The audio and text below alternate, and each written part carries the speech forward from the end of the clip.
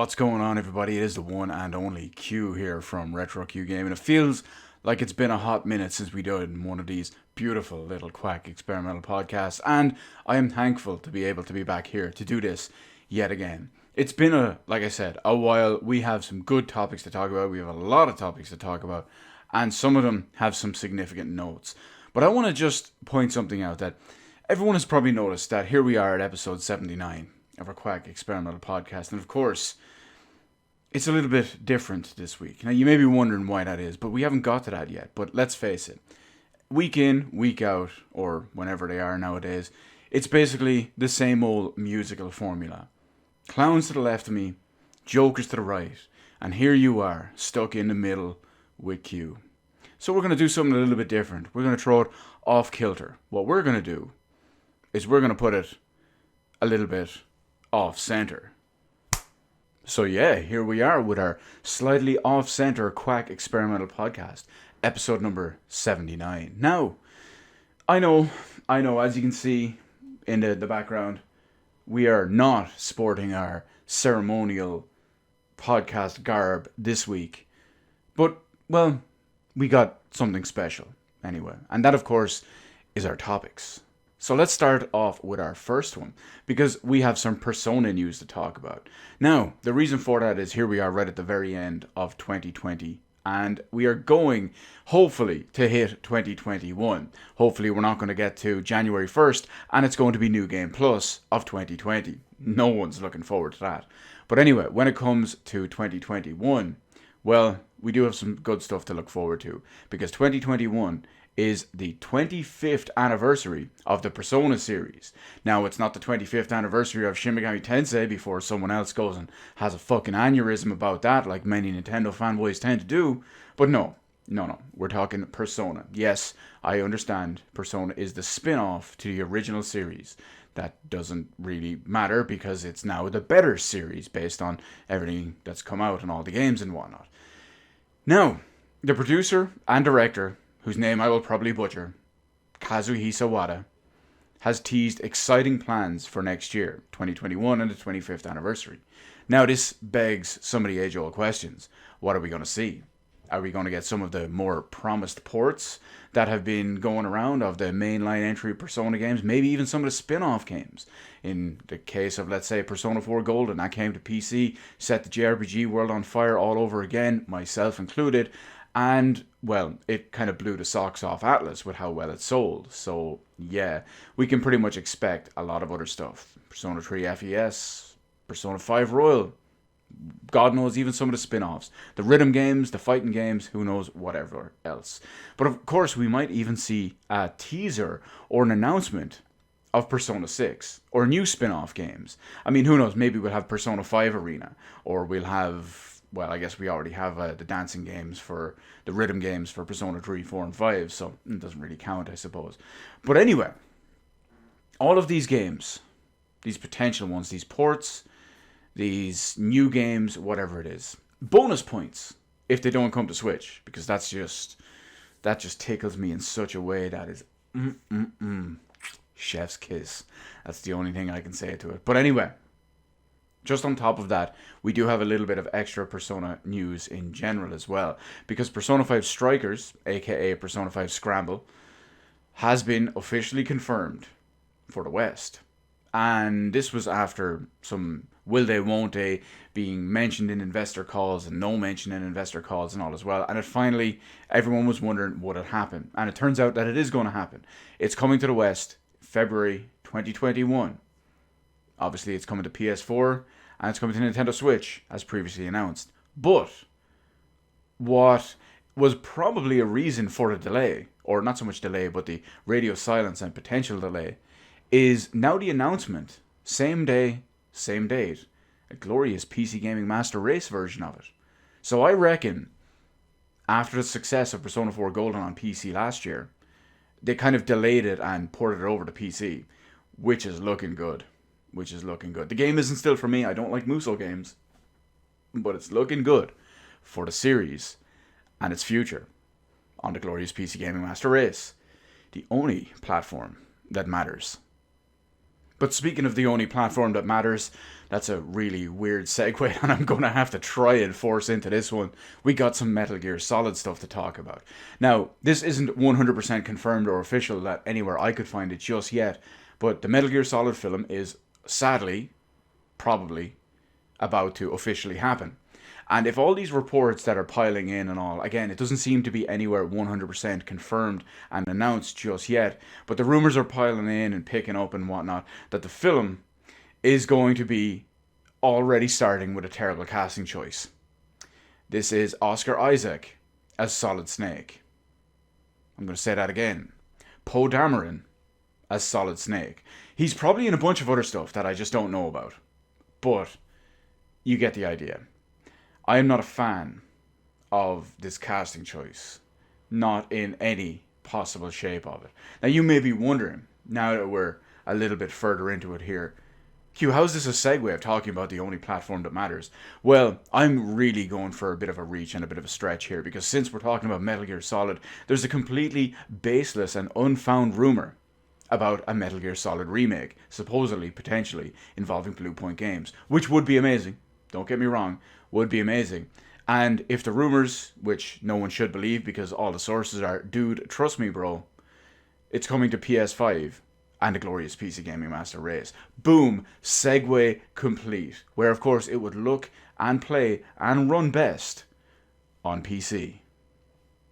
But sticking with the glorious PC Gaming Master Race for just a moment, well, we do have some extra interesting stuff to talk about. As everyone knows, I am a big proponent of pushing things forward, cutting off the past, stop being held back and dragged down by the roots, and just push forward onto it and beyond.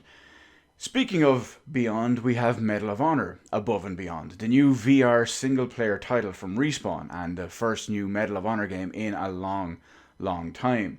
Now, personally, it looks good with over 50 single-player levels all set in VR, and it looks like a very, very high-quality VR game, up along the lines of, I mean, as fun as Super Hot VR is, I would go above and beyond that. No pun intended with the name of the game. I don't know if it's to the same tier of Half-Life Alyx, but it's certainly up there with along the lines of something, Robo Recall. Something along those lines. It might not be top Half-Life Alyx tier, it might be one tier down, but it looks like a very good game in so many ways. The way everything is done, the visuals for a VR game and all as well, and some of the systems. Now, the important one I want to talk about here is the system requirements, because the system requirements have become available, and it recommends an Intel i7-9700K or compatible AMD chip. And if you look into benchmarks and whatnot, that is roughly around a Ryzen 7 3rd generation 3700X or better. Now, it also recommends 16 gigabytes of DDR4 RAM and an NVIDIA GTX. I guess they didn't change this property. It says NVIDIA GTX 2080. There is no GTX 2080 because they're RTX 2080 or better. I think it's funny that there's no recommended AMD video card, probably because they're trash. But anyway, it also, the reason why we're talking about this is maybe 20% because, you know what, 10% because it's a new Medal of Honor game, 10% because it's a new high-end VR game, but 80% is this next system requirement. And this next system requirement is 340 gigabytes of free space for installation, which will be down to 170 gigabytes once it's installed and finalized. SSD recommended. Now, I'm not 100% sure how that one would work. I understand that when you're installing games, they can typically grow in size because of compression, or decompression in that case. You might be able to, your game might be 50 gigabytes, but you can compress it down to 20 gigabytes. So it's a 20 gig download, and then once it installs and uncompresses and or decompresses or whatever it is, and it's back up to its full size. But this one shrinks by 50%. And it's not that it shrinks by 50% that is the interesting thing about this. It's the fact that this is the biggest game download ever. There's no game bigger than this. Microsoft Flight Simulator is smaller than this. Red Dead Redemption 2, with all the updates and all the online stuff and upgrades and all as well, is smaller than this. Every single one of the new Call of Duty games is smaller than this, some of which have been completely slated because they don't fit on certain small SSDs and whatnot as well, or certain small drives. It doesn't even register to me that mechanical hard drives are even a thing anymore. I just default to SSDs. But is this truly excessive? Now, I go both ways on this, giggity. The main reason is I am always a proponent of downloading as big a game as possible to get the highest quality everything as possible. We don't need to sacrifice anything for compression. We don't need to sacrifice anything for processing power and all as well. Give me the highest and best quality everything, which is pretty much a theme you're going to see along this episode. But 340 gigabytes for something that is somehow going to finalize down to 170 gigabytes is just something I don't understand. It doesn't make sense to me in that way. And especially, even though it won't influence me and affect me personally, there are people out there with data caps. I mean, imagine if you can only download 50 gigabyte a month. You can't get this game without paying an additional fee, because most places will charge you by the gigabyte or whatever it is once you go over your limit, or will just drastically reduce your speed. So people have been saying that some games are too big as it is. I wouldn't say this game is too big, because I'm assuming the quality is appropriate for 170 gigabytes. What I'm not understanding is the 340 gigabyte download for what will be a 170 gigabyte installation. That's the bit that gets me. Now, had I still be giving EA money, I would have bought this game. And it's going to kill me that I will not be playing this game. Maybe I can't resist it. Maybe I will give EA money for Medal of Honor Above and Beyond. I love the series, at least the World War side of the series. But it's still EA. I don't know. I gotta do some reflection and hardcore thought when it comes to that one. SSD space and whatnot be damned. I have 3.5 terabytes of strictly SSD storage in this computer I'm recording on this right now. And who knows what the next one's going to have. Well, I do, but we'll get to that later. But now, moving away from gaming for a second, and moving away from any type of SSD and storage requirements, we're going to talk a little bit about anime. Because something happened over the last, I guess it's probably a week or 2 weeks or so since the last time we did this. But I mentioned previously that there were rumors and rumblings of Funimation, or rather Sony, who is the parent company and owner of Funimation, the Sony Global Group to be specific, were interested in acquiring Crunchyroll.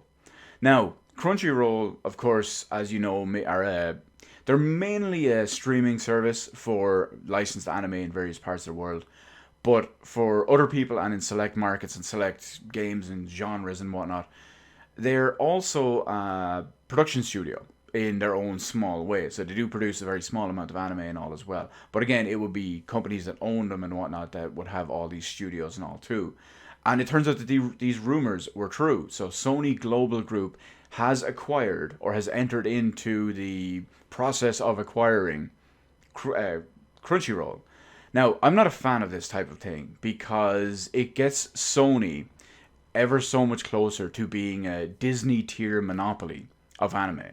And that's not a good thing as well, because it doesn't, when things like this happen a little while back, well, we talk about that in a minute actually, but it doesn't help with licensing issues in various regions, from stuff that one company would have a licensing agreement for a certain series or show or whatever it is, or studio in one region, and then someone else would have it in a different region. And it typically doesn't even help with stuff like that either, because as we've seen before in the past, when Funimation acquired manga.co.uk and Manga Entertainment, I was hoping that would lead to significant increase and a significant improvement, if you will, or speed up of certain things being licensed and finally getting over either quicker or finally getting over when they wouldn't at all, from from just the US to here in Europe, or from Japan to certain other parts of the world and whatnot. And it turns out that, as we've seen with that, it's not the case. So it's not even like it's going to help with that. It just gives Sony and Funimation more of a stranglehold on the industry. And who knows? Who knows? Maybe we could be going back to another dark times of anime and all. But until the deal is finalized, we just have to wait and see what happens, because nothing, as it stands right now, is set in stone, and nothing can be changed just yet. And we don't even know what are going to be the positives or the negatives, the benefits or not. I really hope there's not any big negatives. But, well, it's business, and I don't trust business people. Now, we're going to talk a tiny little bit about Xbox this time. Or, well, I guess so, if it can even be called Xbox anymore.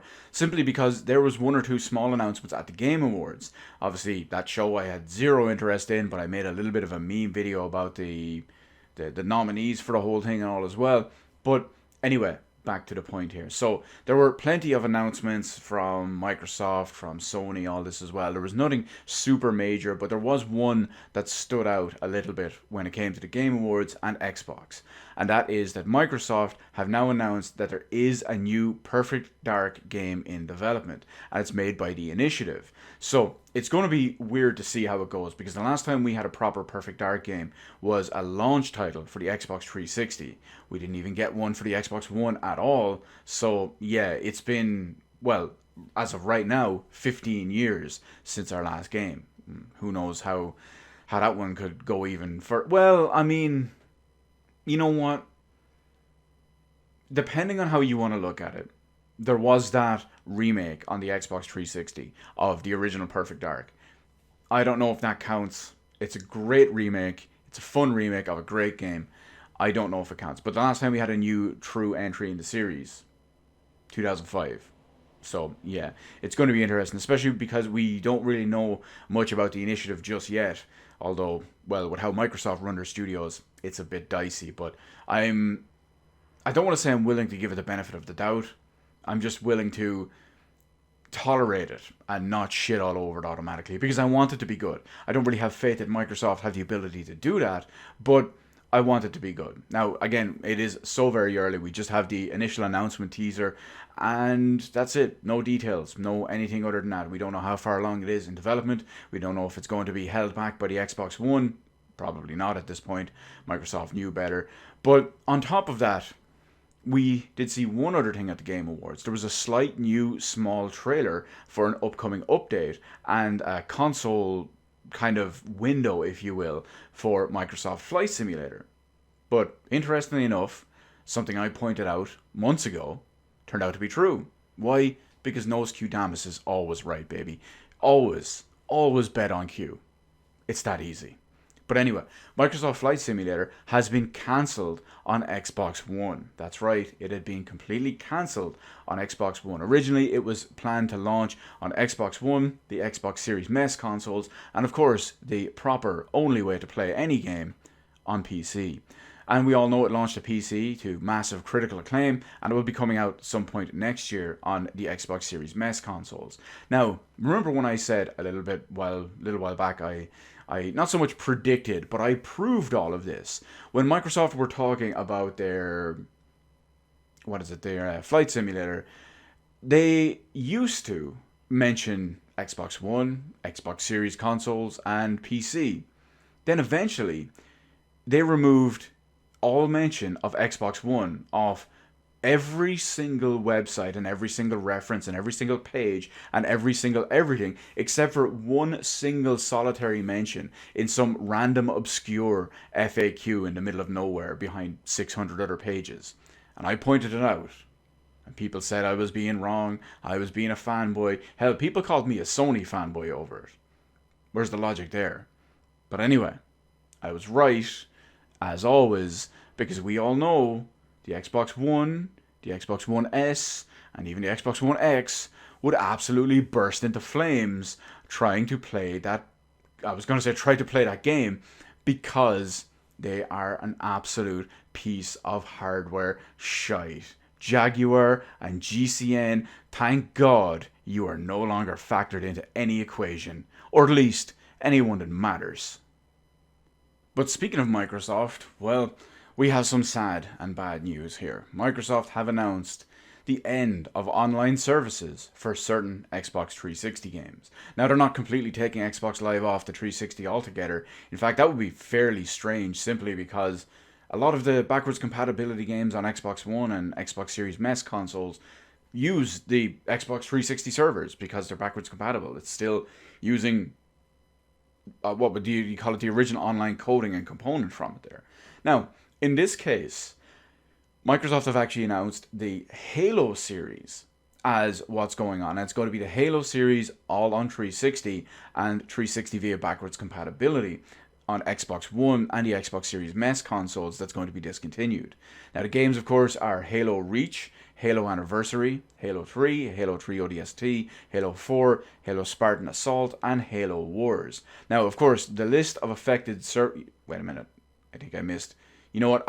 I left out one thing here. There's one other thing that makes sense in this regard because they want to move everyone over. They've said that the numbers they see, the people they see playing them, are dwindling week on week on week. So it makes sense. There's more people playing the Master Chief Collection, which are, of course, the proper ways to play it, especially if you play on PC. It is the only true way to experience these games in their best form.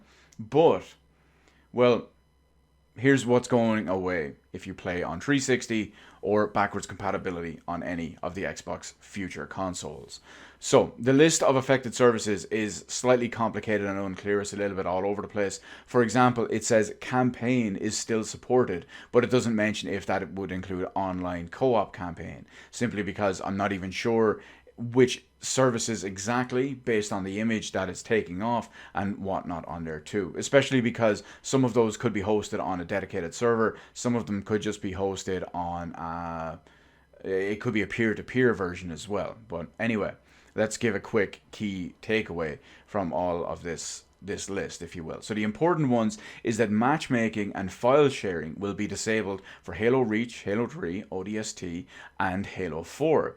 Service record and customizations and challenges will be disabled for Halo Reach and Halo 4, but that's the main thing there. But I will say this, I did get a little bit of a laugh at the announcement and the details about this because they did their usual bullshit corporate speak where they claim they're sunsetting the servers, which is fancy corporate bullshit shillery and fuckery for saying we're shutting that shit off.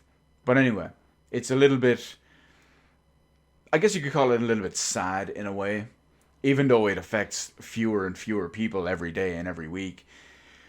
But it's, when you think of how important Halo was to online multiplayer FPS games for consoles.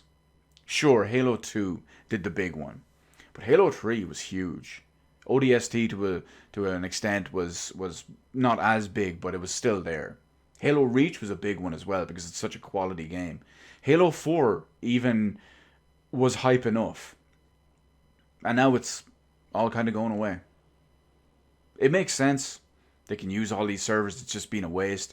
Less and less people playing them. It's to the point where they don't even consider it worthwhile. And they want to move everyone over to the Master Chief Collection. You can play on the Master Chief Collection on your Xbox One, Xbox One S, Xbox One X, or any of the Xbox Series MES consoles. Or, of course, you can play for free, better, on the glorious PC Gaming Master Race, which I encourage even, everyone should do. But back to some actual interesting stuff. Well, we only have to talk about PC in that way because, I mean, lol consoles, am I right? Anyway, we're talking some interesting developments in hardware and software based on stuff like new NVIDIA GPUs, new AMD GPUs, and proprietary stuff, new tech advancements and whatnot too. In this case, we're going to talk about Quake 2 RTX. Now, the interesting thing about Quake 2 RTX is it's one of 3 games to use NVIDIA's proprietary version of RTX. Originally, because of how it was all marketed and how the early games actually used this proprietary version of NVIDIA RTX, it was a lot of people were led to believe, myself included, that RTX was their own specific version of ray tracing.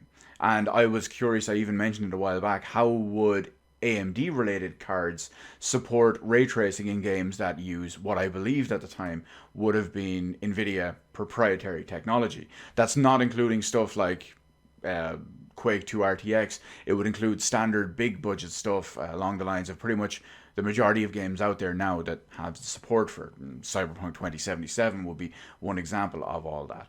But anyway, oh yeah, by the way, the three games that use the proprietary, I hate that word, NVIDIA RTX. One of them is Quake 2 RTX, one of them is Wolfenstein Youngblood, and I always forget what the third one is. I should really make a list of it somewhere anyway. But anyway, that's not the point. Now that Vulkan API's ray tracing is available and to the public, NVIDIA went and helped unlock it for any GPU, basically, aka AMD GPUs, which is kind of notable because, first off, a lot of these companies like to keep stuff locked away, and I don't even like this. Even though I've used the GTX 690, I've used the GTX 1080, I used dual GTX 7800, 512 MB BFG editions back in the day. Even though I was using them, I didn't like when they locked out other people, in this case AMD users, because I just don't believe in that in general. I've had it reverse on me as well when the likes of, say, Borderlands 2, for example, had great NVIDIA PhysX support, and AMD sponsored Borderlands 3 offered nothing because they don't have equivalent and improved technology, but it was done specifically to lock out NVIDIA and their superior proprietary tech. But anyway, I don't like it when it goes either way. Now, on top of that, because AMD said they had no plans to support proprietary ray tracing APIs and whatnot, NVIDIA went out and unlocked this, in the case of Vulkan and Quake 2 RTX and all as well. But you may be wondering, why? What's the benefit to that? But after we cover the next little bit of details and all here too, I can see why NVIDIA unlocked it. Because let's just go back a little bit for a second, and you might remember that anytime we talked about AMD's new GPUs, their new Navi 2 GPUs, their RX 6800, their RX 6800 XT, or their big Navi RX 6900 XT, some of them were relatively decent GPUs. Not something I'd use myself, but they were relatively decent GPUs from standard processing and standard rasterization. Now, the big problem is when they started using any type of next generational features, aka ray tracing, they completely fell apart and went to absolute shit and became completely and 100% unviable and invalid when it comes to any type of ray tracing or next gen style stuff. And I think this is exactly why NVIDIA went and did this. They probably went and developed and unlocked all this just so they could test it and publish it to say, hey, we're better than you, and we know it. So let's give you some quick examples, because this Quake 2 RTX, after being unlocked with the ray tracing through Vulkan directly, well, it really shows just how much better that NVIDIA's RTX 3000 series is compared to AMD's RX 6000 series.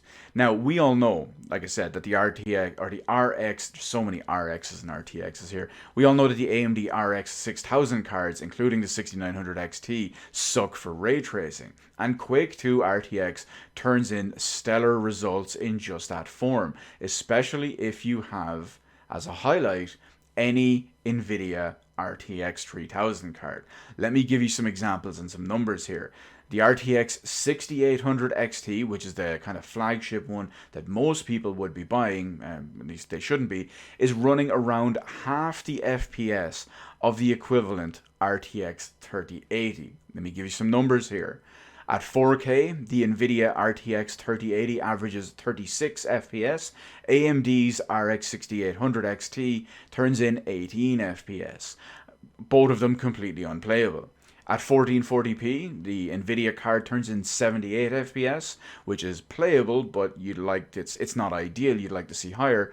AMD, an unplayable 40 FPS. At 1080p, NVIDIA is turning in 130 FPS, which is around where you want to see your frame rate for playing FPS games.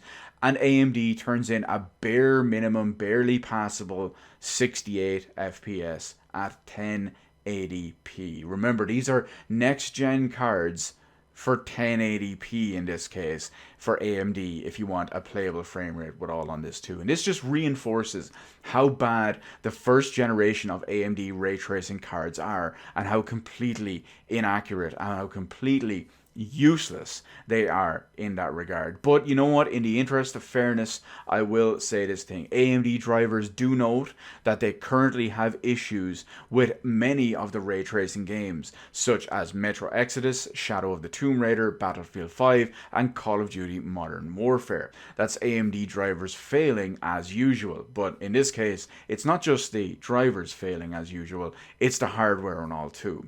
Maybe next time, AMD, in 2 years, with your RX 7000 series, as you still get crushed by Nvidia's RTX 4000 series. Now, the next topic we gotta talk about is a little bit of a juicy one, simply because it's so all over the place.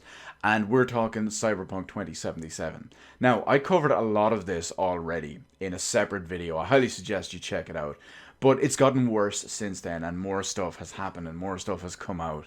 And this is kind of why I originally wanted to hold off talking about it, but then I ended up making the previous video. And this is exactly why. Simply because I knew that it was going to get worse and worse and worse before it started getting better, or at least before stuff started happening and started just, oh my god, it's just so all over the place. Anyway, like I said, it's gotten worse. CD Projekt Red and Sony worked together and agreed, from my understanding of the statement, there's a statement, well, you know what, hang on, let me go. So CD Projekt Red and Sony worked together and agreed to remove the game from the PSN.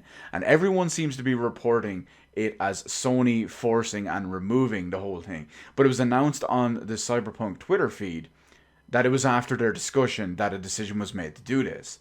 Now, this can be interpreted several different ways. The way I read that statement is that after the discussion between CD Projekt Red and Sony, during that or after the outcome of that discussion, they both decided to remove it from the PlayStation Network. I could be wrong. It's open to interpretation. Many people have agreed and understand it the same way as I do. Many people do not. But we don't have a full, solid, 100% answer just yet. The people that do not understand, people that do not interpret it the same way that I do, have theorized that Sony removing it was due to the way CD Projekt Red tried to say, get refunds, we authorize refunds, and that's not Sony playing ball, and basically it's breaking that whole thing, if you will, that whole agreement. So that is one way of going on there. But now that Sony have pulled it officially, at least on their side of it as well, they will now offer full refunds to digital owners if you do request it. Microsoft also followed suit later in the same day with offering refunds on digital copies bought through the Microsoft Store and PlayStation Network, the Microsoft Store, aka the Xbox Store, whatever they want to call it now as well.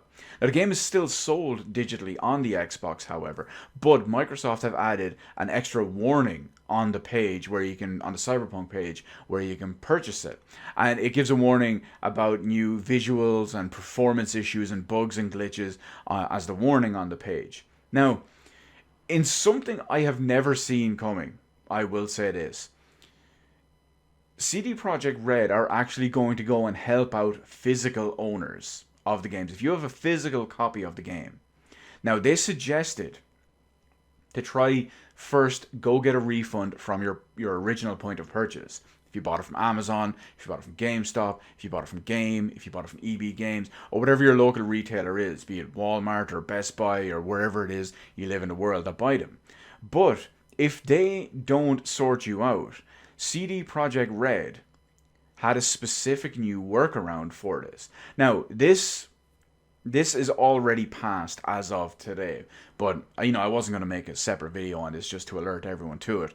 But the point is that if you got screwed over by a physical refund that you could not get from that place, from wherever it was you bought it, well, CD Projekt Red have a dedicated email address to help you refund it. And what they were doing is they would offer you a full refund with proof of purchase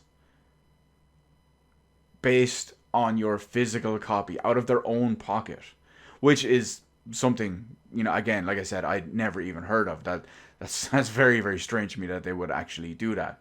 Now, of course, as I said, by the time you see this video, this deadline will have already passed because it was announced 2 days before the deadline came up. It was announced on December 19th, and the deadline was December 21st. So that's a bit yikes. I hope you got yours in, everyone out there who's watching this video, who finally, maybe got screwed over on it, but hey, you shouldn't be playing on consoles anyway, am I right?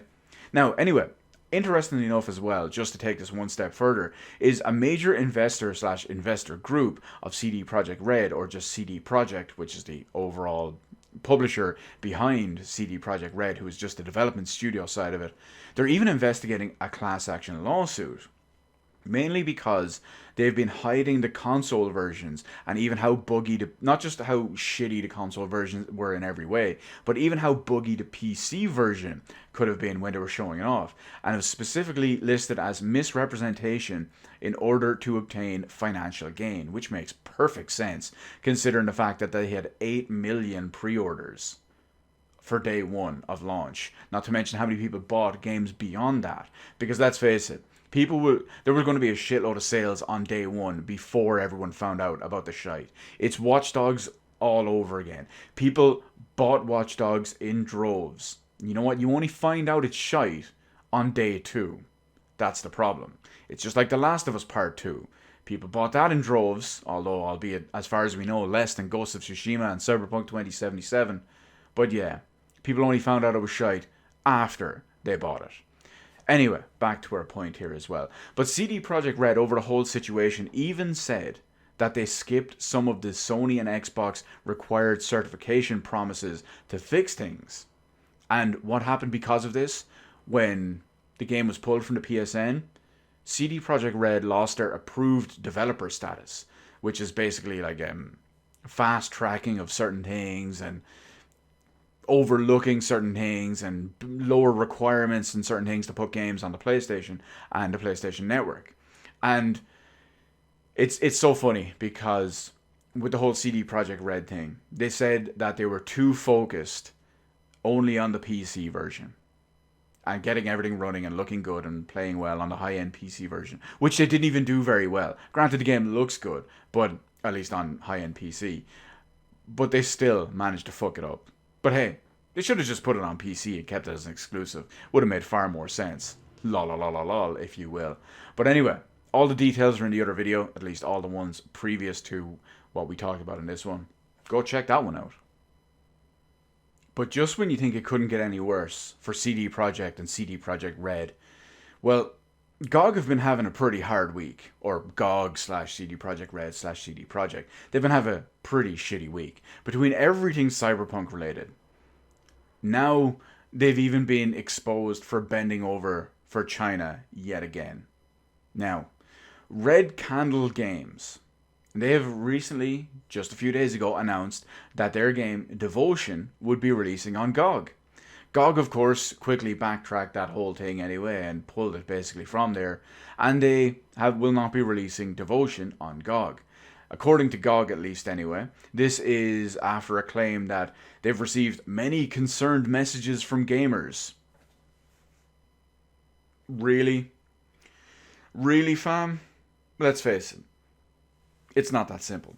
Or, it's not that accurate, because at the end of the day, it really is simple on why. Just why this is all happening. And it's a joke, in a way. Because Devotion, you might remember, is that game you probably don't remember the name. But you probably remembered one or two of the small little pieces of controversy that you heard maybe last year or the year before. Because Devotion is that game that has a small in-game piece of paper and lore in there that has a reference to the president of China, who I believe is pronounced Xi Jinping, the president of China.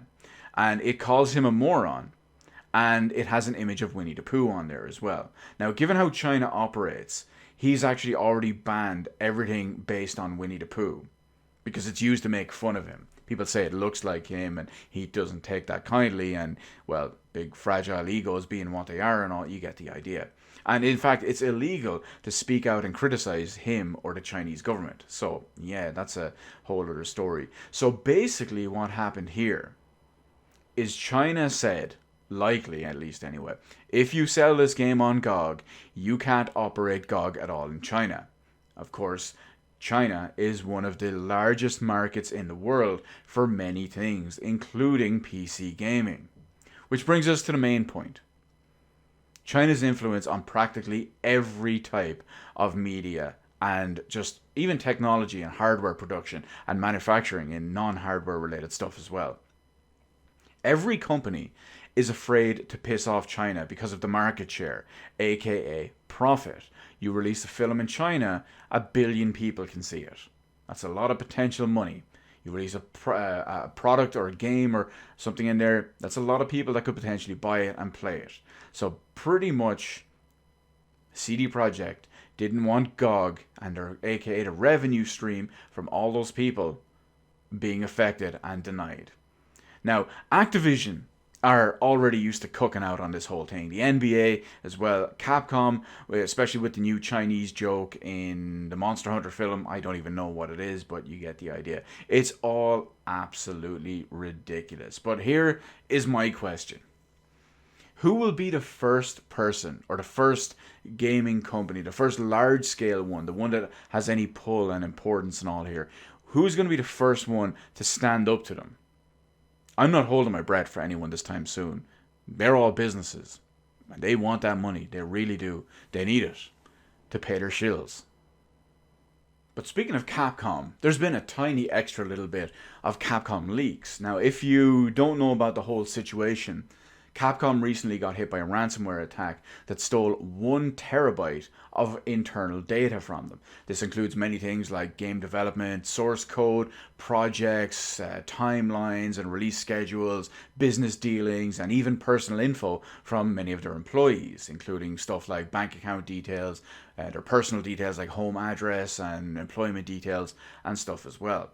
First, they launched a 10 gigabyte leak of some of this information. Many people running with so many different things about it, with, say, the likes of the fact that Nintendo were paying to, well, more so that Capcom would eventually be releasing Nintendo exclusives, if you will, not really Nintendo exclusives, on PC, sometimes day and date and sometimes delayed to the future but planned to release on there. Now, a second batch of all of this has actually come out, or I think it's even up to a third batch now that I think about it, in order to entice Capcom to try and pay up and stop having all this stuff leaked, if you will, all their business issues and all this too. But this time, it's Nintendo that's coming into this, and it's a bit of a fun one. So, simply because all the Nintendrones out there, and in fact all the Microsoft and Xbox camp and all as well, they always like to bash Sony, rightfully so, about paying for timed exclusivity on multi-platform games. Because let's face it, they know it. I mean, it's a PS5. Why would you...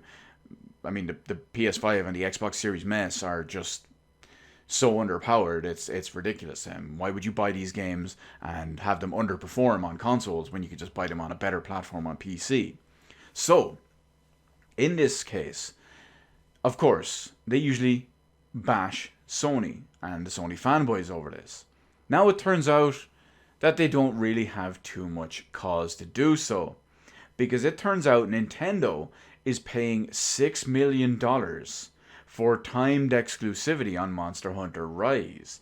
Now, according to the leaked documents, the plan was always to be Switch and PC, but Nintendo actually paid them $6 million to delay the PC port by a couple of months. I believe it's about 8 months from, if I remember right, it launches in, is it March and October? So that's, what, March, April, May, June, July, August, September, October. So there you go. You've got it. It's rough. Depending on it, you're looking about 7-8 months kind of thing. You get the idea. But either way, Nintendo have paid them for all of that. There was always no plans to have Monster Hunter Rise release on other consoles, which makes perfect sense because let's face it, no one would buy them on the Xbox or the PlayStation. Not just because they'd be superior experiences to the Switch, they'd have higher native resolution, they might even have better frame rate and all as well. But after everyone experienced Monster Hunter World, Capcom's highest selling Monster Hunter game and Capcom's highest selling game of all time. People aren't going to say, yeah, a new Monster Hunter game coming after World, and, then it shows a Switch game or a Switch tier game. No one was going back to that. But I just think it's funny that they've been exposed and they can all get royally fucked. I look forward to playing the PC version because I'll wait to get that better, higher quality experience in every way, shape, and form. You want to say, but it's portable? Go fuck yourself in portability. But that brings us to our next super important segment. And now, it's not our usual Q, what's going on, what's up, what's going down, what's the 411, what are you playing? It's not that most important segment every week. This one is the one time we have a new segment. It's just this week, but hey, we're going to talk about, Jesus Christ, where did all this computer stuff come from? It just came out of nowhere. It just completely snuck up on me. Well, as everyone knows, of course, your boy Q is building a new monster PC. So we do have some stuff to talk about when it comes to that. Because we are basically right there when it comes to finishing this new bad boy monster top of the line beast. That's going to crush everything I throw at it. Let's take a little bit of a walkthrough for what we're doing here. So first off, we have a nice Corsair 500D new RGB special edition case. It's a nice case. It has a lot of RGB. It comes with a bunch of pre-installed fans, and it has enough drive bays and space for what I need to put in there, which is what you see up here. We'll go over all that. But the point is, it's going to be good. It's not a big monster like my current Corsair 900D or the 1000D. I thought that was just a bit much if I went for it again. But it's going to be beast. It's more than enough and exactly what I need in that way. On the back there, we got the Asus ROG Strix X570E gaming motherboard. Now, that is important because there's so many features on there that are needed. The big key things are PCIe 4.0 for M.2 drives. Because I have, as you can see here and up here, we have not one, but two PCIe 4.0 WD Black SN850 1TB drives. These are 7000 Mbps read speed drives. For anyone out there who can't understand, you can have your ultra fast PS5 SSD though, and well, these are 27% faster. Imagine that. You know why? Because here in the glorious PC Gaming Master Race, we're better than you, and we know it. Because let's face it, it's a console, LOL. But also important to note with that motherboard we have back there, the big thing as well is that is an X570 chipset, which means an X570 chipset is vital for AMD Ryzen CPUs, which you can see back here. And AMD Ryzen CPUs, including the second generation, the Ryzen 2000 series, the third generation Ryzen 3000 series, or the fifth generation Ryzen 5000 series, because this bad boy that you can see sitting at the top there, that's a Ryzen 5900X. That is a top end CPU, unless you want to go for something like a 5950X, but the actual negligible real world performance in there, it's very, very, you get the idea. You're talking an extra 1 or 2 frames per second, if even. But either way, it's all beast mode. On top of that, we also have back here, we have our little lovely Corsair, Corsair RGB Vengeance Pro RAM chips and our little RAM set. Now this is very important. That is a 32 gigabyte kit. It's 4 sticks at 8 gigs each. But the key important thing, it is 4000 megahertz DDR4. The reason for that is 4000 megahertz is the sweet spot when it comes to using the new Ryzen 5000 chips, because that is where they operate perfectly. That is their optimal performance in there too. And of course, on top of all of that, we need to keep the CPU cool. So we have a Corsair H115i RGB Platinum water cooler. Naturally, I think I have this one. I think I have the original H115. Or maybe it's the H110 in my current PC, and it keeps everything chilly AF. We're talking stone cold chili McFreeze up in here. That's how good we're going to be on there. And of course, it's all IQ, baby. So naturally, we're going to be rocking this together. And we are going to be doing this with our next bad boy. We're going to talk about our headset stand, our keyboard, and of course our mouse pad for all that RGB, baby. RGB makes the world go round and your computer go faster. We got ourselves a nice, beautiful microphone. Of course, this stereo, the Blue Yeti has lasted me a long time, and I will keep this one as a secondary microphone on secondary setups. But going forward, I want to keep as little extra software. I just want to keep it. That's why you see a lot of the stuff is Corsair. It will all be managed by one piece of software. I have a bunch of Elgato stuff, which will all be managed by one piece of software. One of the main reasons that I want the Wave 3 is that it's just supposed to be a little bit better overall. But something that's very important to me, it is, and this is, you might think this is a minor one, but I will explain this now as well, and why it's so important. The Wave 3 has a capacitive mute button. Now what that means is it's essentially a touch sensitive mute button. Now that's important to me because on the Blue Yeti, there's a physical mute button, but it is a loud, clicky one. And for me, and many people I've talked to that have used it, it doesn't even work properly all the time. Sometimes you have to press it in 2 or 3 times, even press it in 2 or 3 times very hard to get it to actually take effect, to either mute or unmute the mic. And even if you press it in and it doesn't take effect, there's still a loud click which can be heard through the other end. So for example, if you're playing a game with someone and talking and you need to sneeze or whatever and you press the mute button on the mic and it doesn't go through, they still hear a big loud click on their end, which is really annoying. And you might think that's a little bit of a minor thing, but it's those little minor attention to detail that set me apart and above everyone else. Now, there's 2 important things you do see missing from what we have here. One of which is the power supply. I do have a 1000 watt Corsair power supply coming hopefully within the next week or 2. It's quoted to me to be at the end of the month, possibly the start of January. And that 1000 watt power supply will be exactly what I need to power all of this stuff. The 2 drives. I will have some more regular SATA 3 SSDs just for non-super next-gen games, just for a little bit of expanded storage. But that's for down the line. They're not really important. Oh, you know what? We'll keep going with the power supply. I just realized I forgot the mouse in there too. But yeah, the power supply is enough to power any nice little what do we call it? Any big powerful graphics card I may decide to come across, or of course the nice little Ryzen we have there that will be a nice power hungry bad boy. The RAM, the SSDs, the motherboard, the tons of fans, and the RGB and the water cooler and all too. And of course we have a Corsair Glaive RGB. I wanted to try a Corsair mouse properly, but I never got around to it. I couldn't justify it. I couldn't justify just switching my mouse for no reason. I'm still using my Logitech G502 Optimus Core. It's not the enhanced RGB version. That's how old it is. And I really enjoy this one.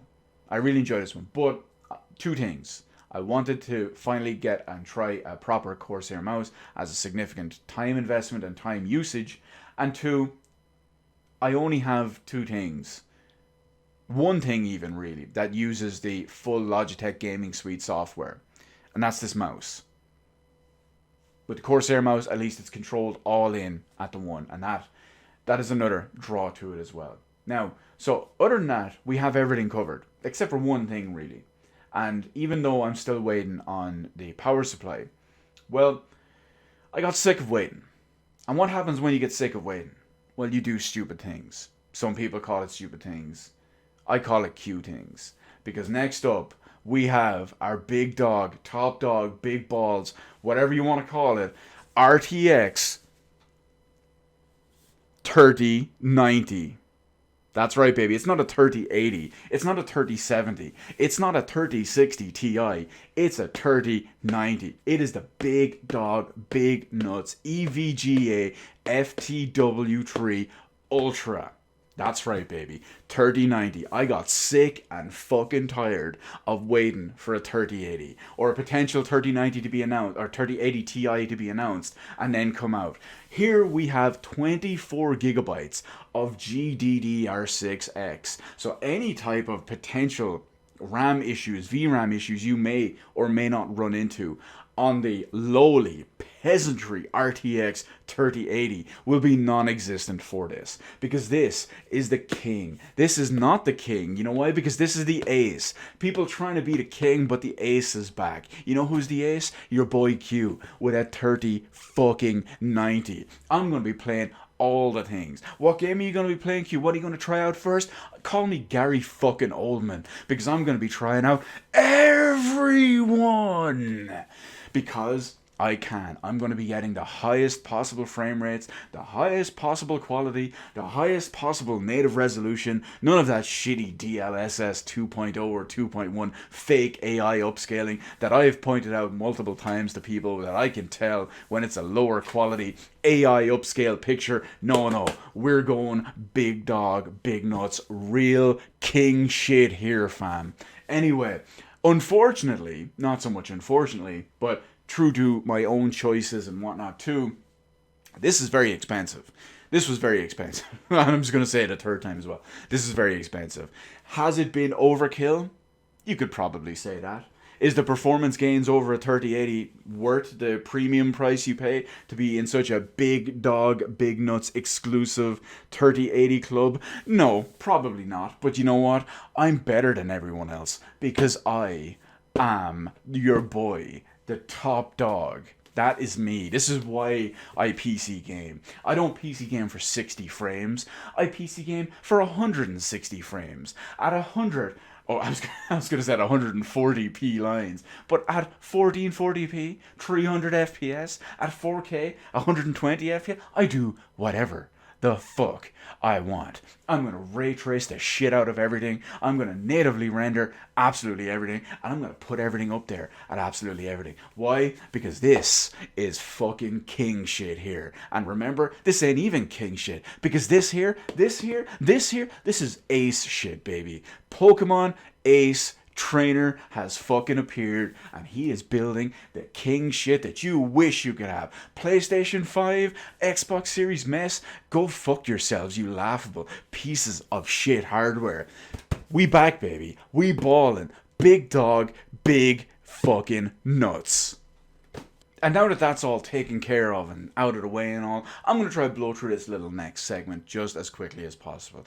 Q, what's going on? What's up? What's going down? What's the 411? What is going on? What have you been playing? Well, you know what I haven't been playing? Cyberpunk, because get the fuck out of here, Cyberpunk. I could surely beast mode and power through it with this monster RTX 3090 and that beast mode Ryzen 5900X. But you know what? I'm better than that. I'm going to wait.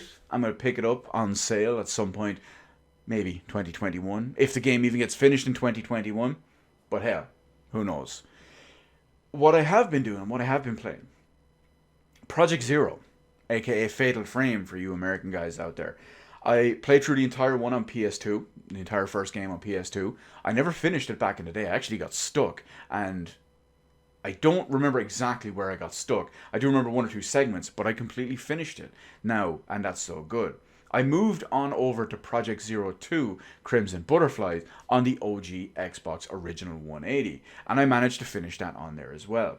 Now, Project Zero 2 is still good. It's just, it doesn't feel as good as the first one. It's not as coherent, it's not as tight.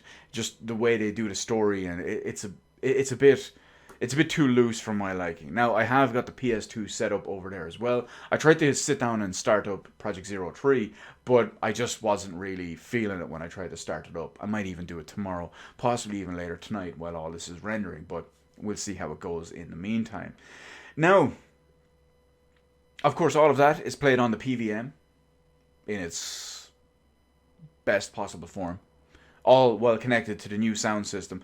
And I will say that this really, in my experience with all these games now on this new sound system, has really highlighted something that I've always been saying, and the importance of it as well. I made a video several years ago about something so small that is overlooked by practically everyone, but is highly important.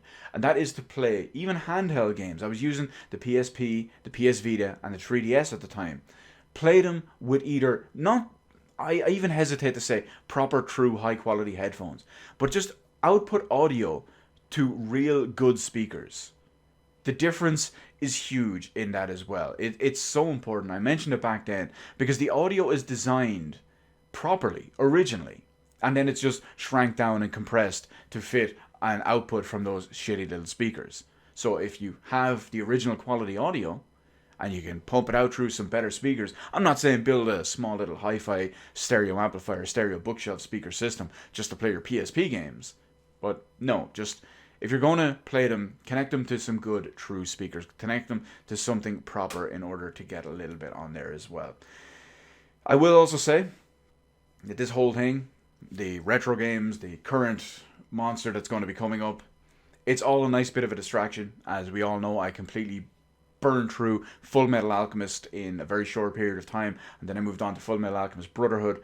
After about a dozen or so episodes of Brotherhood, I started getting a little bit burned out because it was too much in too short a period of time, and this is providing a nice break from all of that. So it's going to be sweet that I can go back into it in the next, I don't know, maybe a couple of days or a week or so. Whenever I want to sit down and watch a few more, I now have the dedication, the ability, the drive, the palate is cleansed and refreshed in order to do so. But that's it for our 79th episode of our Quack Experimental Podcast. Beast Mode, Cyberpunk, 2070Q, 3090Q, RTX on, all that good stuff, because why not? This is our special Super Bad Boy edition. Anyway, peace out, everyone. Of course, as always, remember to hit up the comment section with any questions, comments, taunts, whatever it is, salt, butthurt, praise, whatever it is you do. That is what the comment section is there for. As always, remember, feel free to hit the appropriate button to let me know how I did on the video, and while you're at it, why not head on over and hit the subscribe button, and even ring that little notification bell so you, of course, can upvote the top dog, the 3090. This is where it's at. This is where no console shit here, lads. We rocking the real deal. Anyway, remember, winners don't play switchboards, because winners play on 3090.